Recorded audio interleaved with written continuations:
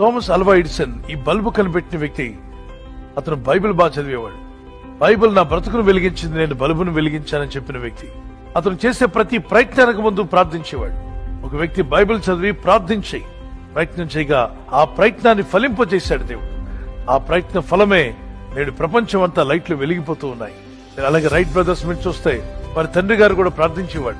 ప్రార్థన కుటుంబం నుండి వచ్చిన రైట్ బ్రదర్స్ చక్కగా ఫ్లైట్ కనిపెట్టారు. అనేకమైన వస్తువులు ప్రింట్ అవుతున్నాయంటే ప్రింటింగ్ ప్రెస్ కనిపెట్టిన వ్యక్తి ప్రార్థనా కుటుంబం నుండి వచ్చిన వ్యక్తి. ప్రార్థించి ప్రయత్నించగా ఫలించిన వ్యక్తి జాన్ గుటెన్బర్గ్. జాన్ గుటెన్బర్గ్ కనిపెట్టినటువంటి ఈ ప్రింటింగ్ ప్రెస్ మొట్టమొదటిగా ప్రపంచానికి ప్రింటింగ్ పుస్తకాలను అందించగలిగింది. అందులో మొట్టమొదటిగా ప్రింట్ చేసిన పుస్తకం పరిశుద్ధ గ్రంథమైన బైబిల్.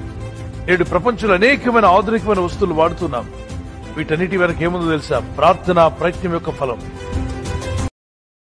Download share chat.